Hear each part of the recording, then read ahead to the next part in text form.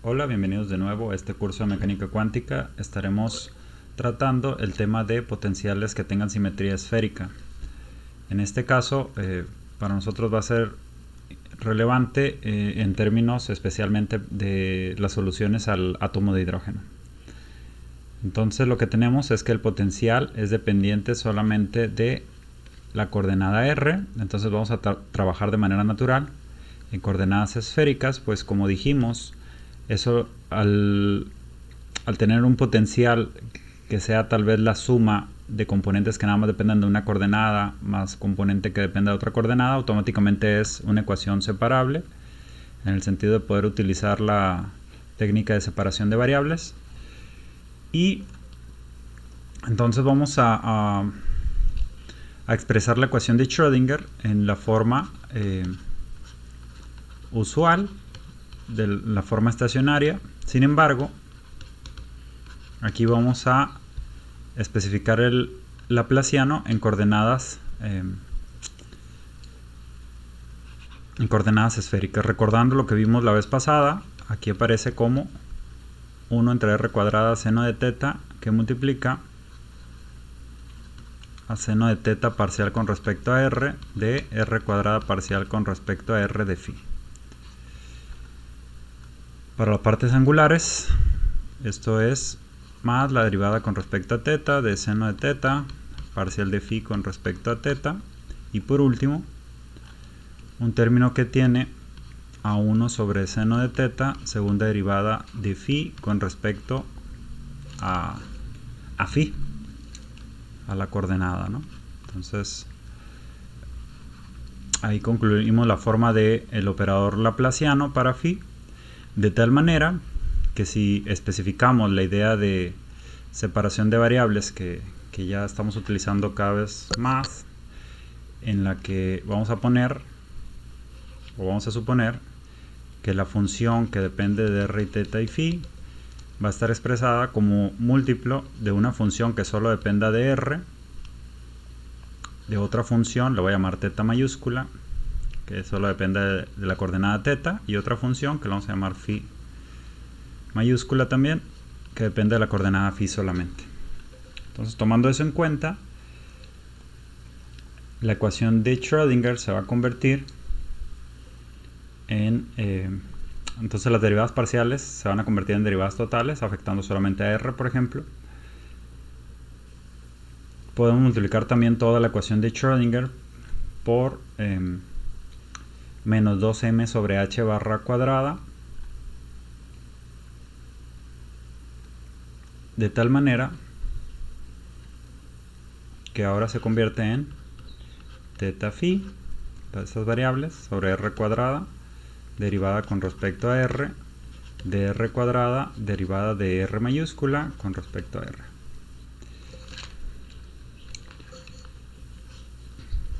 En el siguiente término, esto es r phi sobre r cuadrada seno de teta. Simplemente ya estamos ingresando este factor a cada uno de los términos, y aquí sería derivada con respecto a teta de seno de teta, derivada de la variable teta con respecto a la coordenada correspondiente. Y por último sería más r teta sobre r cuadrada seno cuadrado de teta, y aquí queda simplemente la segunda derivada total de esta variable con respecto a la coordenada phi. Y ya por último, además, recordamos que aquí lo que va a quedar es menos 2m sobre h barra cuadrada v menos c. Entonces ese es el término faltante. Sería menos 2m sobre h barra cuadrada v, que sabemos que es función de r solamente, menos c. Y esto multiplicado por el phi, que es esta multiplicación. Como usualmente se hace, vamos a dividir todo por la misma función de onda, de tal manera que se van a separar ya los términos en cantidades que solo dependan de r o de teta o de phi. Además, como en todos los términos tenemos, en estos términos de aquí no queremos que aparezca la variable R para aislar en especial este término, entonces multiplicamos también todo por R cuadrada. Es decir, multiplicamos todo por 1 sobre phi, pero también por R cuadrada. Entonces eso otorga nuestra ecuación en la siguiente forma: que 1 sobre R derivada con respecto a R de R cuadrada derivada de esta variable con respecto a R menos 2m v de R menos e. Esto tiene que ser igual, vamos a poner los términos a la derecha solamente, y va a ser menos 1 sobre seno de teta derivada con respecto a teta de seno de teta derivada de teta mayúscula con respecto a teta. Y por último más el término que quedó aquí, que ya no solamente ya no aparece R cuadrada y tampoco aparecen estas variables, sino queda más bien, bueno, aquí me faltó 1 sobre teta también, ¿verdad? Esto sería 1 sobre seno de teta, pero por teta mayúscula. Y aquí de manera similar, para este último término va a aparecer 1 sobre seno cuadrado de teta multiplicado por phi por la segunda derivada de phi con respecto a phi minúscula. Ahora, como sabemos que podemos variar independientemente teta, phi y r, si hacemos las variaciones en r, llegamos a la conclusión de que esto tiene que ser igual a una constante. A sabiendas del resultado que se va a obtener aquí, vamos a llamarle a esa constante L por L más 1. Es decir, nuestra ecuación, esta ecuación sería igual, ambas tienen que ser igual a L por L más 1, así lo vamos a llamar. Por el momento no nos vamos a preocupar de esta parte radial, es decir, el potencial específico es el que nos va a dictar el tipo de solución que tenemos que vamos a obtener aquí, o si es soluble de manera analítica o no incluso. Sin embargo, en esta parte de aquí, que es la parte angular, sí que podemos trabajarlo. Entonces, si tomamos en cuenta eso, vamos a decir que esta cantidad es igual a menos a L por L más 1, todo lo que aparece aquí. Y podemos hacer algo similar, ya que hicimos eso, podemos hacer algo similar para la parte angular, es decir, separar algo que quede dependiente solamente de teta y algo que quede dependiente solamente de phi. Y esto se logra simplemente multiplicando la ecuación por seno cuadrado de teta, ¿verdad? Entonces lo que tenemos es que esta cantidad era igual a L por L más 1. Entonces si lo pasamos a la izquierda, pasamos esta parte aquí y pasamos este término a la derecha, llegamos a la conclusión de que 1 entre phi, segunda derivada de phi con respecto a la coordenada phi, debe ser igual al negativo. Recuerden que multiplicamos todo por seno cuadrado, entonces queda seno de teta sobre la variable teta derivada con respecto a teta de seno de teta en d teta. Aquí es teta mayúscula, ¿no?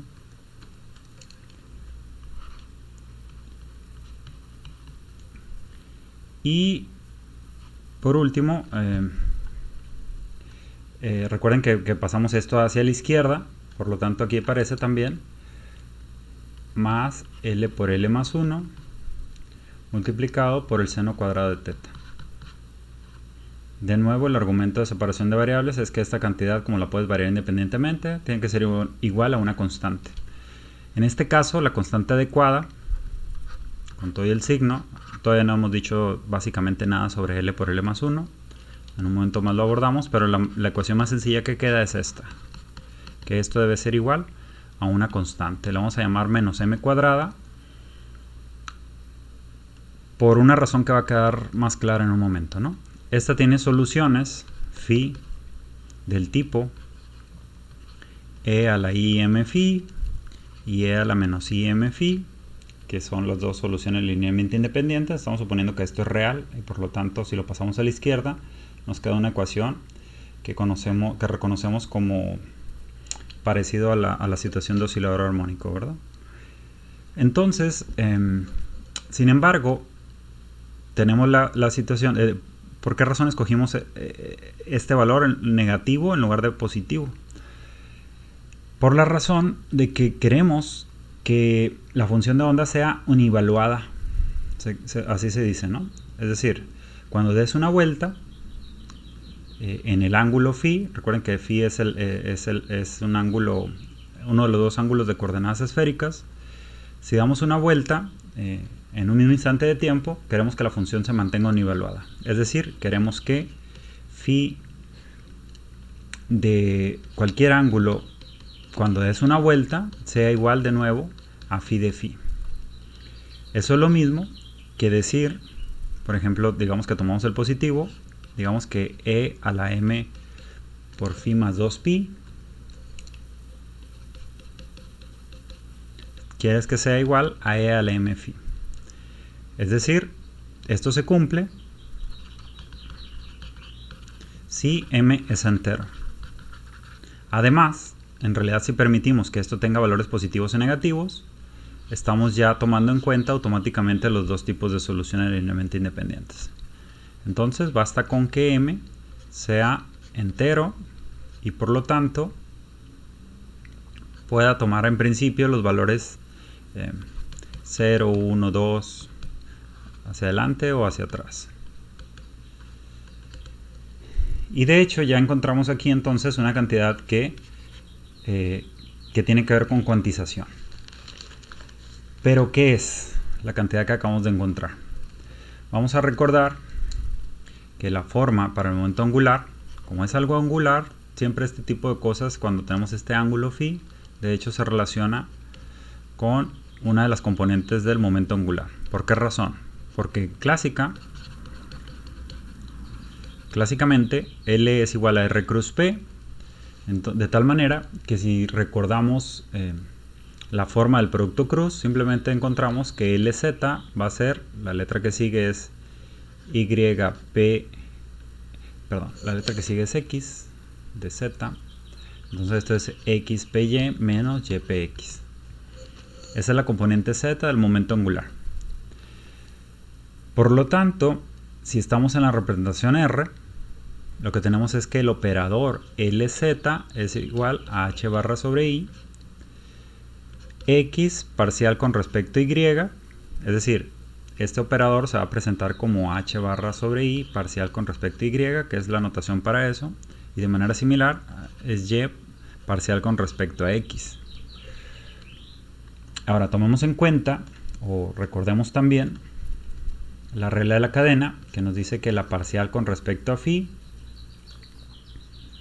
que va a tener que ver con estas eigenfunciones, pues, la parcial con respecto a phi es igual a la derivada, a la parcial de x con respecto a phi, parcial con respecto a x, más la parcial de y con respecto a phi, parcial con respecto a y, más la parcial de z con respecto a phi, parcial con respecto a z. Esta es simple regla de la cadena, pero recordando que R es igual, más bien, que X es igual a R seno de teta coseno de phi en esféricas, que Y es igual a R seno de teta seno de phi y que Z es igual a R coseno de teta. De manera que Z no depende de phi, por lo tanto esta derivada parcial es igual a 0, mientras que la derivada de X con respecto a phi se mira que es menos R seno de teta seno de phi, solamente derivamos el coseno, y eso queda multiplicado por la parcial con respecto a X, y la parcial de Y con respecto a phi solamente derivas a la función seno, y te queda R seno de teta coseno de phi, parcial con respecto a Y. Por lo tanto, la parcial con respecto a phi, si se fijan de esas mismas componentes, queda como como menos y parcial con respecto a x más x parcial con respecto a y. Es decir, lo que nos quedó aquí, estamos viendo que la forma del operador LZ en coordenadas esféricas entonces se debería corresponder a h barra sobre i parcial con respecto a phi solamente, ¿no? Entonces lo que estamos diciendo además es que LZ, si tú lo actúas sobre una de esas funciones que acabamos de mencionar, e a la im phi, si se fijan, lo único que va a hacer es sacar donde m es entero. Entonces lo que tenemos es que al sacar la i se cancela con esta y nos queda simplemente h barra m multiplicado por la misma función. Es decir, estas son eigenfunciones del operador LZ. Y lo que estamos viendo es que los valores, los eigenvalores, están cuantizados. Si ustedes recuerdan algún curso de física moderna, por ejemplo, debieron ver el modelo simple que tenía el átomo de hidrógeno de acuerdo a Rutherford y a Bohr. Recuerden que Bohr retomó la idea de Rutherford en la que teníamos electrones girando alrededor de un protón, tomando en cuenta la energía cinética más la energía potencial entre electrón y protón. Esto era igual a una energía total, y esto considerándolo de manera clásica. Pero ¿de dónde mete la cuantización? Lo mete directamente considerando que L es igual a cierto entero por h barra. La cuantización de momento angular la metió a mano. La idea esta ya había sido propuesta obviamente por Planck en 1900. Niels Bohr estamos hablando de 1913. Sin embargo, esto no se sabía exactamente por qué ocurría, ¿no? Es decir, Planck proponía que tenía que ver como tipos resortes que solo podrían vibrar a ciertas frecuencias y que describían a la radiación de cuerpo negro. Sin embargo, Bohr lo mete a mano. Al meterlo a mano, obtiene cosas como la cuantización, digamos, de los radios posibles del electrón. Ya después de Broglie vendría con otra idea un poco distinta, o que deriva en lo mismo, pensar que existen ondas asociadas y que las ondas estacionarias corresponden a esas radios que pueden ocurrir aquí, ¿no? Los radios, por ejemplo, serían n cuadrada por cierto radio inicial, que en este caso es aproximadamente medio Angstrom, mientras que las energías además serían proporcionales a menos 1 sobre n cuadrada. Entonces todo esto dio la explicación de las líneas de emisión y de absorción del átomo de hidrógeno, que ya eran muy conocidos de hacía tiempo, y pues digamos le dieron la fama y el premio Nobel a Niels Bohr. Sin embargo, aquí lo que vemos es que esto está surgiendo de diferente manera. Si bien aquí esto estaba sin justificar en realidad, es decir, la idea de los cuantos desde el punto de vista de Max Planck viene solamente a explicar un fenómeno y después ser retomado tanto por Einstein, por Bohr e incluso pues estas ideas de Broglie. En este caso, automáticamente la ecuación de Schrödinger, la parte angular, lleva a la cuantización de esta componente z del momento angular, que coincide para este caso porque lo que estaba hablando Bohr era suponer que el eje XY correspondía esta sección bidimensional correspondía a en donde estaban las órbitas situadas, de manera que LZ coincide plenamente con la dirección de L, ¿no? Bueno, entonces encontramos la cuantización de momento angular ahí de manera automática en la parte angular, que es la más sencilla, digamos. Vamos a devolvernos a la parte angular que resta, ¿no? Esto es para tomamos en cuenta que la situación en el ángulo phi ya se resolvió. Ahora vamos a volver a esto de aquí. Dijimos que esto era igual a L por L más 1. De tal manera que vamos a ponerlo pues todo a un solo lado, de manera que en realidad tenemos todo sumando. Sin embargo, aquí ya podemos tomar en cuenta que si hacemos esta parte de aquí, lo que tenemos es que la segunda derivada de esto con respecto a phi es igual a menos m cuadrada, ¿verdad? Es decir, sería menos m cuadrada multiplicado por phi, cuando derivas dos veces es im por im, ¿no? Que eso es menos m cuadrada. Y dividido por phi, eso sería lo que señalamos aquí en rojo, por lo tanto simplemente es menos m cuadrada. Es decir, podemos expresar la ecuación que aparece allí como 1 entre seno de teta, voy a poner aquí, derivada con respecto a teta, de seno de teta, la parcial de esta variable con respecto a la teta correspondiente. Esto lo voy a poner primero, va a ser, lo pasamos a la izquierda, tiene el mismo signo que estos términos básicamente, entonces va a quedar más L por L más 1. Y aquí ya teníamos un signo negativo, menos m cuadrada sobre seno cuadrado de teta. Y todos estos fueron multiplicados por teta. Es decir, estoy poniendo por teta y esta cantidad va a ser igual a 0. Vamos a recorrerlo un poco.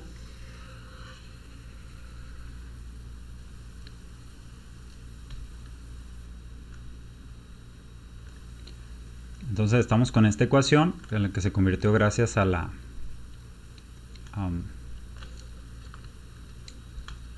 todo esto. Vamos a moverlo junto y ya está. Entonces esto es para la coordenada teta, ¿no? Aquí toda esta ecuación es dependiente solamente de una variable y en principio puede solucionarse. Lo que primero vamos a notar es que si definimos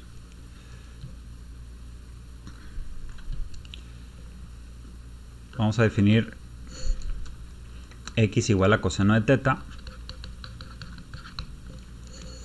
lo que tenemos es que lo que podemos ver de inicio es que las derivadas con respecto a teta se van a convertir en la derivada de x con respecto a teta y que derives con respecto a x. Regla de la cadena más simple que la que vimos hace un momento. Y esta derivada con respecto a teta además es igual a menos seno de teta, ¿verdad? Entonces esto es igual a menos seno de teta derivada con respecto a x. Y ahora sí que podemos ya aplicar todo eso.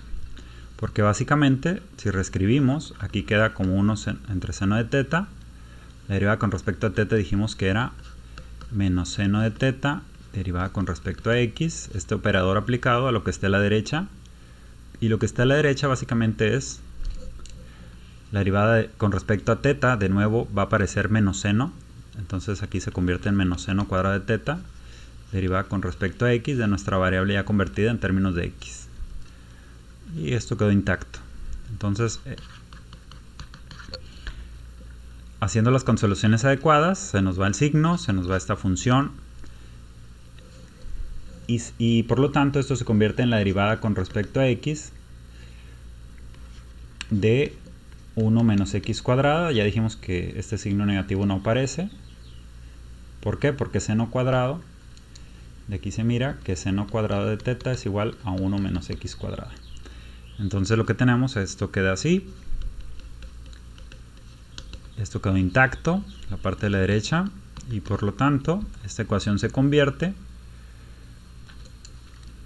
en 1 menos x cuadrada, segunda derivada de nuestra variable con respecto a x, menos 2x, que es la derivada de este factor,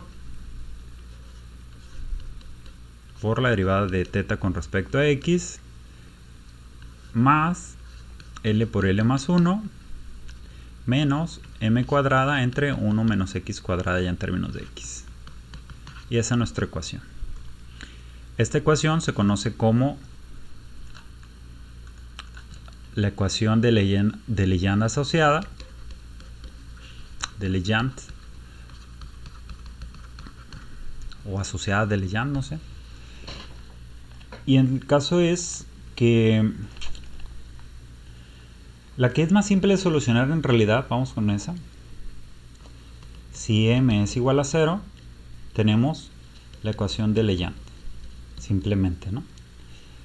Vamos a ver cómo se soluciona ese y ya a partir de ahí nada más argumentamos qué soluciones tiene cuando incluimos este término de aquí, este último término. Entonces lo que tenemos es que esto es 1 menos x cuadrada. La ecuación de Legendre tiene soluciones en términos de algo que se llaman los polinomios de Legendre. Entonces vamos a decir que esta es la segunda derivada con respecto a x, menos 2x. P van a ser P primado de x. P va a ser esta cantidad ya la solución en sí. Y aquí va a ser más. Y voy a llamarle con lambda igual a L por L más 1. Es decir, la ecuación en general no tendríamos por qué haberle llamado L por L más 1. Vamos a ver que sí es el caso y vamos a justificarlo. Esta es la ecuación de Legendre en general.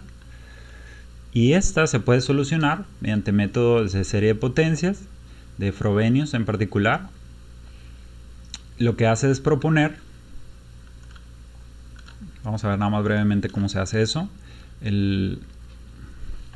Proponemos que P de x sea una sumatoria infinita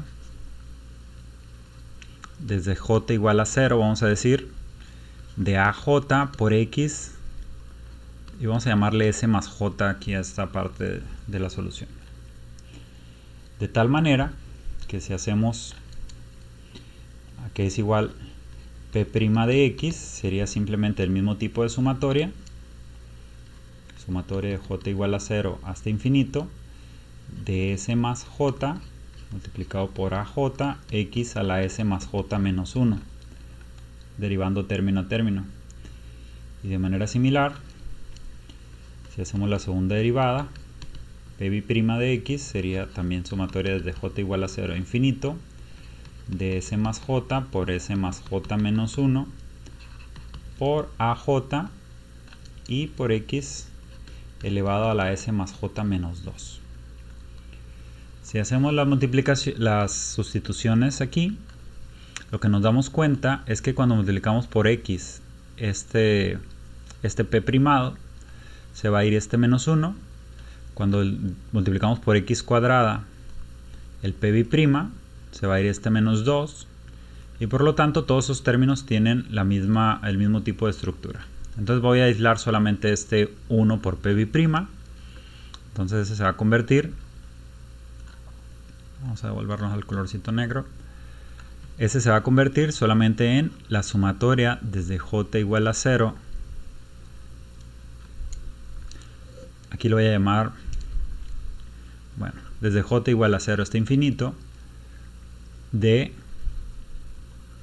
S más J por S más J menos 1, multiplicado por AJ y por X a la S más J menos 2. Eso es el 1 por esta cantidad. Ya después nos aparece menos. Este término tiene menos, este tiene menos y este tiene más. Entonces lo vamos a poner al revés. Va a ser la sumatoria desde j igual a 0 hasta infinito de lo que sigue. Dijimos que x cuadrada nos va a dejar en esta parte de esto todo como x a la s más j. Entonces vamos a factorizar esta parte de aquí hasta el final. Entonces solo nos preocupamos por los factores. Entonces de nuevo esto es s más j por s más j menos 1. Y aquí aparece un menos 2 S más J. Es más 2, ¿verdad? Porque el signo menos ya lo estamos tomando en cuenta. Y por último queda menos lambda. Y todo esto factorizado tiene a la J y X a la S más J. Y todo esto es igual a 0. Queda un poco largo. Sin embargo, tenemos que tratarlo así tal cual. Para poderlo reunir en una sola sumatoria, lo que podemos hacer es cambiar de nombre. Vamos a cambiar de nombre en esta parte y le vamos a llamar a esto K. Y vamos a recorrer adecuadamente los índices. Entonces lo que queda, esa primer parte, al menos, bueno, vamos a ponerlo en azul. Esta primer parte sería la sumatoria, si se fijan, si k es igual a j menos 2, j es igual a k más 2. K más 2 por aquí y pasa como menos 2, entonces es una sumatoria desde k igual a menos 2 hasta infinito. Y tenemos que S más j se va a convertir en S más k más 2. Y aquí sería S más k más 1, porque j es igual a k más 2. Aquí sería AK más 2. Y esto sería X a la S más K. Menos la otra sumatoria que aparece aquí a la derecha. Es decir, lo que podemos hacer ya es reunir todo. Si corremos los primeros dos índices, lo que nos queda es una sumatoria desde K igual a 0 a infinito. Volvemos a renombrar, es un índice mudo y le podemos cambiar el nombre sin que diga algo, ¿verdad? Entonces el J podemos considerar, corriendo los primeros dos índices, siempre y cuando tomemos en cuenta eso, lo que aparece es para menos 2, aquí aparece S solamente, y aquí aparece S menos 1. S por S menos 1 multiplicado por, aquí es menos 2 más 2 es igual a 0, a la 0, y esto queda como X a la S menos 2, ¿verdad? El otro término sería con K igual a menos 1, entonces esto sería más S más 1 multiplicado por S por A1, menos 1 más 2 A1, y esto sería X a la S menos 1. Menos el restante de la sumatoria, ya esto se puede poner en una sola sumatoria, ahora sí. Entonces esto sería la sumatoria de todo lo restante, ¿no? Entonces lo que tenemos, nada más hay que tomar en cuenta que aquí ya podíamos haber dicho que esto de aquí se reúne en un solo término. Voy a poner aquí en otro colorcito. Como esto es S más J, lo que queda aquí es S más J menos 1 más 2. Entonces en realidad esto era S más J que multiplica a S más J más 1, ¿verdad? Ahora dijimos que renombrábamos K como J aquí y ya estamos desde J igual a 0 hasta infinito. Entonces, vamos a expresar esto de otra, bueno, con otro color nada más, pero es una continuación, ¿no? Es toda la sumatoria que queda. Sumatoria desde J igual a 0, y ahora sí lo voy a poner positivo, porque en realidad esta parte de aquí sí está positivo, y va a ser desde J igual a 0 hasta infinito, de lo que sigue. Sería S más J más 2 por S más J más 1 por AJ más 2. Y esto ya esto sí lo podemos factorizar porque queda X a la S más J. Y lo que restó de aquí dijimos que era menos, porque había un menos aquí afuera, S más J por S más J menos 1, perdón, más 1, es lo que acabamos de decir, menos lambda, se va a convertir en más lambda, ¿verdad? Porque menos por menos da más. Y esto de aquí iría multiplicado por A a la J. Y lo único que factorizamos en todos los lugares fue X a la S más J, y ya por último esto es igual a 0. Esta parte de aquí, si la sumatoria va a ser válida, porque eso es lo que suponemos al poner este numerito S, de hecho, el A0 tiene que ser distinta de 0, para encontrar qué valores van a ser los primeros en realidad que ocurran en las sumatorias. El caso es que esto es el único que podemos suponer distinto de 0, y entonces lo que tenemos es que S por S menos 1 es igual a 0. No vamos a tomar en cuenta la solución la solución de aquí, de hecho, sí nos puede otorgar algo, pero va a terminar siendo equivalente al primero, haciendo ciertas redefiniciones. Entonces vamos a tomar solamente el caso S igual a 0, y como todos los términos son linealmente independientes, independientemente de esto, lo que tenemos es que como comienza esto en 0, lo que tenemos es x a la s, es decir, comienza en 1. Y por lo tanto lo que tenemos es una relación de recurrencia, porque si independientemente todos los términos, si todo esto tiene que ser igual a 0, y como las funciones estas son linealmente independientes entre sí, cuando corremos los índices, entonces lo que tenemos es que los factores individualmente tienen que ser igual a 0. Entonces para s igual a 0 lo que queda es la relación de recurrencia aj más 2 igual, ya dijimos que esto era 0, entonces queda como j por j más 1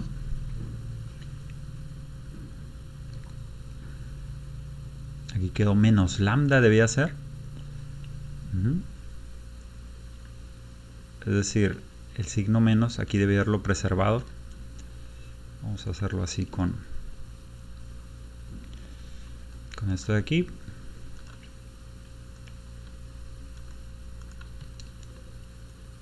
Entonces era un menos aquí. Sería menos lambda dividido entre, recuerden que s es igual a 0, voy a poner primero j más 1 para que se vea un poco más simétrico. Entonces va a ser j más 1 por j más 2 en crecimiento. Y esto multiplicado por aj. Entonces esta es nuestra relación de recurrencia que nos permitiría obtener los valores a partir de A0, todos los valores pares, y a partir de A1, todos los valores impares, en los coeficientes en los que se expande la función. Que recuerden que a fin de cuentas dijimos que en ese caso P estaría expandiéndose en esto. Sin embargo, lo que nos interesa, recuerden lo siguiente. Aquí la relación es que el P de X en realidad es P del coseno de teta, porque así hicimos la definición. Por lo tanto, este no puede extender más 1 o menos 1 hacia abajo. Más 1 hacia arriba ni menos 1 hacia abajo. En X igual a, sea en más 1 o en menos 1, si la serie fuera infinita, para j suficientemente grande, la forma más sencilla de ver si esto converge sería decir para x muy grande, para j muy grande, esto siempre va a llegar a un momento en que le puede ganar a esta constante en principio, no lo tomas en cuenta y lo que terminas dándote cuenta es de que también el 1 o el 2, lo que te queda es un j, son despreciables con respecto a j suficientemente grande, y te queda que estos dos pues terminan siendo iguales. Entonces no tenemos algo, esa no es la mejor noción para eso, pero sí se puede mostrar que para j, lo que sí se puede mostrar es que esta serie diverge si es infinita, en el caso x igual a 1. Por lo tanto, lo que tenemos es que, como queremos que sea válida ahí, queremos básicamente que la función de onda sea normalizable, lo único que puede resultar aquí es que se trunque. La serie se trunca si lambda es igual a L por L más 1 para cierto entero que puede ser 0, 1, 2, etc. ¿Cómo vemos esto? Bueno, o sea, básicamente lo que tenemos es que AJ más 2 es igual a J por J más 1 menos L por L más 1 sobre J más 1 por J más 2 a J. Entonces, dependiendo del valor que pongas aquí, por ejemplo, digamos que si L es igual a 1, lo que miras es que cuando J es igual a 1, estas dos cantidades se cancelan y por lo tanto A3 sería igual a 0 y etcétera, ¿no? Entonces se trunca para algún valor a pesar de que tengas una serie que te termina dando un polinomio, ¿no? Entonces lo que, por ejemplo, si hacemos el caso para bueno, suponiendo el más sencillo de todos, para L igual a 0, voy a poner otro colorcito.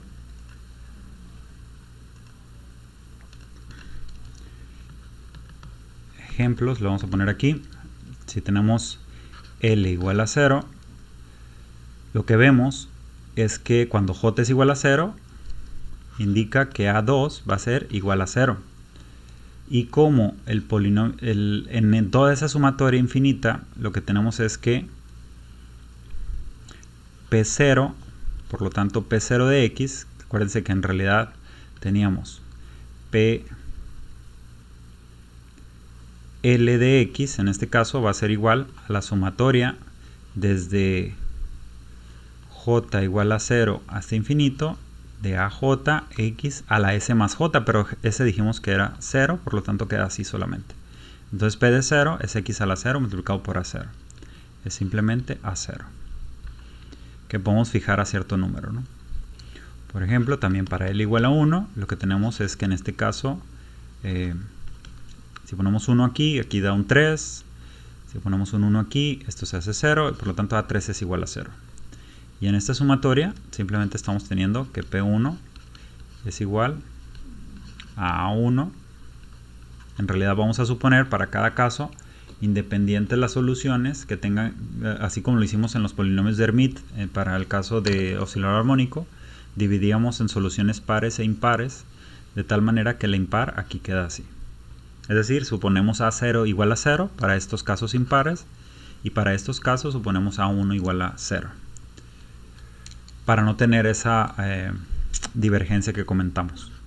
Para L igual a 2, sabemos que A4 es igual a 0, pero A2 no tiene por qué ser igual a 0 porque todavía no se ha truncado la fuente. Entonces aquí sí tendríamos que calcular A2.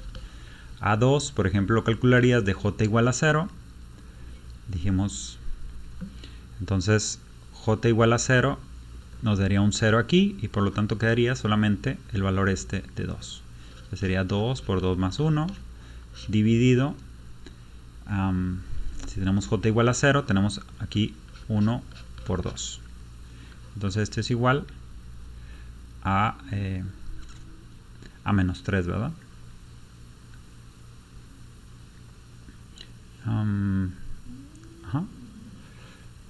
A menos 3. A menos 3 veces A0, faltó, ¿verdad? Entonces lo que tenemos es que P2 podemos situarlo. Recuerden que aquí va a quedar solamente A0 multiplicado por 1. Entonces podemos poner A0 por 1 menos 3 veces X cuadrada.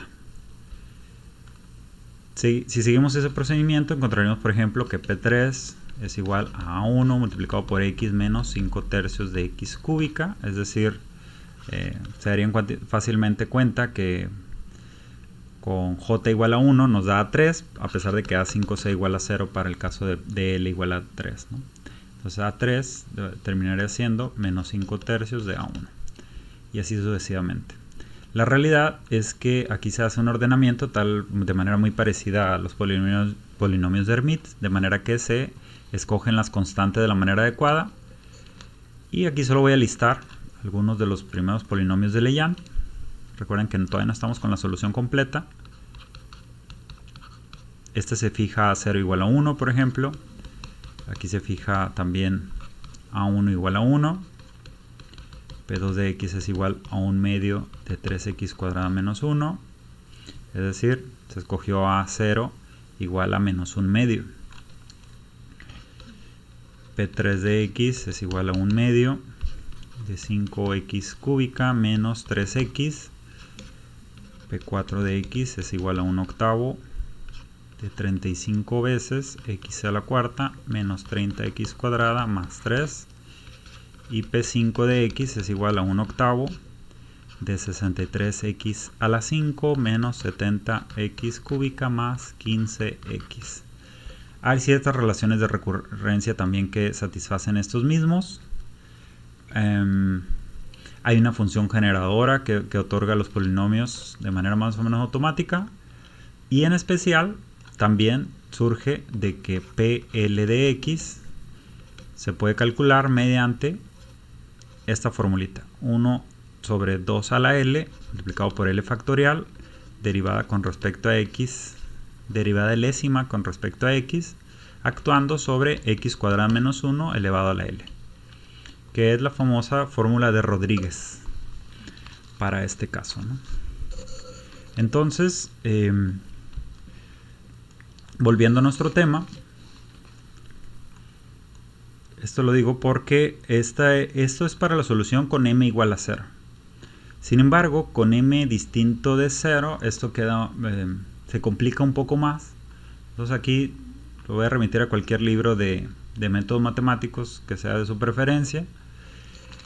Pero lo que tenemos es que las soluciones a esta ecuación son tales que θ sea lo que se le llaman los polinomios asociados de Legendre.